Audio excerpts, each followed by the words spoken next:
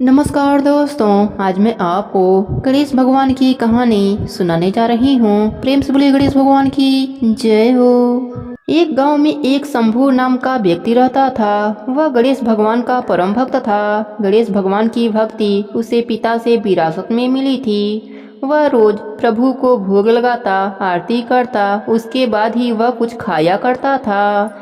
गणेश भगवान की उसके ऊपर विशेष कृपा थी। उसके घर में किसी भी चीज की कमी न थी, केवल उसकी पत्नी को छोड़कर।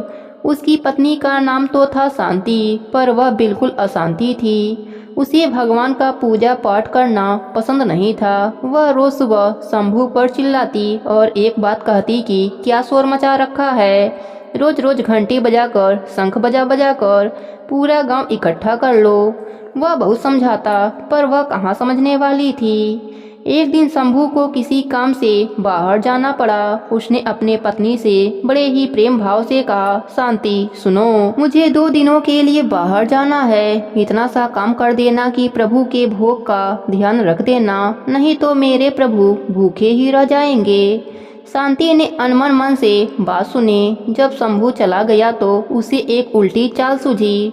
उसने सोचा, यदि गणेश भगवान को ही घर से बाहर निकाल दूं तो रोज रोज की आरती, पूजा, भोग और शोर शराबे का झंझट ही खत्म हो जाएगा। उसने घर के पीछे जाकर एक गड्ढा करा, उसमें गणेश भगवान की मूर्ति को दबा दिया और घर में वापस आ गई।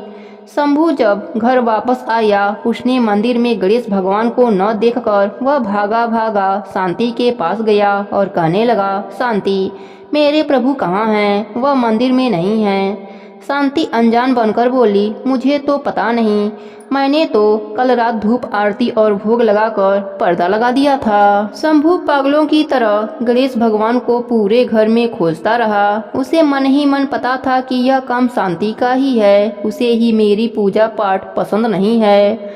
उसने शांति से कहा, शांति, यदि मेरे प्रभु मुझे नहीं मिले तो मैं खाना पीना सब छोड़ दूंगा। शांति को लगा 1-2 दिन नाटक है, उसके बाद सब ठीक हो जाएगा। शंभू को रोते बिलखते 7 दिन हो गए। वह शांति से बोला, शांति, मुझे पता है तुमको ही मेरा पूजा पाठ करना पसंद नहीं है। मेरे गणेश भगवान के प्रतिमा को तुमने ही कहीं छिपाया है। यदि मुझे मेरे गणेश भगवान नहीं मिले तो मैं कुएं में कूदकर अपनी जान दे दूंगा। अगर शांति मुंह खोलती तो उसका पूरा झूठ पकड़ा जाता, इसलिए वह बोली, आप मुझ पर यूं ही शक कर रहे हैं, मुझे सच में कुछ नहीं पता। ज्यादा प्यार आ रहा है तो मैं नया प्रतिमा लेकर आती हूँ। पर शंभू को वही प्रतिमा चाहिए थी। शोरगोल सुनकर के गांव के लोग इकट्ठा होने लगे। शंभू की व्यथा गणेश भगवान भी देख रहे थे। वह भी अपने भक्त के पास जाने के लिए बेचैन थे। उधर शंभू कुएं के ओर पर चढ़ गया। शांति भागी भागी गणेश भगवान की प्रतिमा गड्ढे से निकालने लगी, पर गड्ढे में गणेश जी की प्रतिमा थी ही नहीं, क्योंकि गणेश भगवान अपनी प्रतिमा स्वयं निकाल लिया था। गणेश भगवान बालक का रूप लेकर आए और अपनी प्रतिमा निकाल करके शंभू के पास पहुँचे और बोले, काका, यही प्रतिमा है आपकी, इसे ही ढूंढ रहे हो क्या?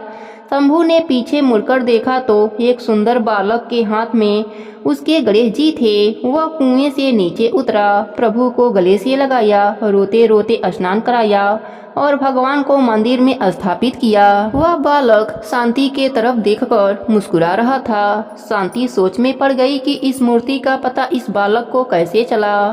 शंभू के साथ शांति भी अंदर चली गई। शंभू ने रोते रोते बड़े भाव से गणेश जी को स्थापित किया, पूजा करी और उस बालक का खूब धन्यवाद किया।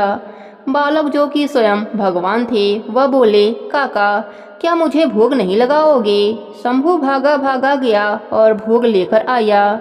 जैसे ही भोग लेकर आया तो उसने देखा बालक अदृश्य हो गया है और तेज प्रकाश गणेश जी की प्रतिमा से उदित हो रहा है। वहां से बालक का अदृश्य होना और तेज प्रकाश पुंज का आना शांति को अपने भूल का पश्चाताप होने लगा। वह दोनों समझ गए कि स्वयं गणेश जी अपनी प्रतिमा लेकर स्वयं स्थापित होने आए थे, मुझे दर्शन देने आए थे।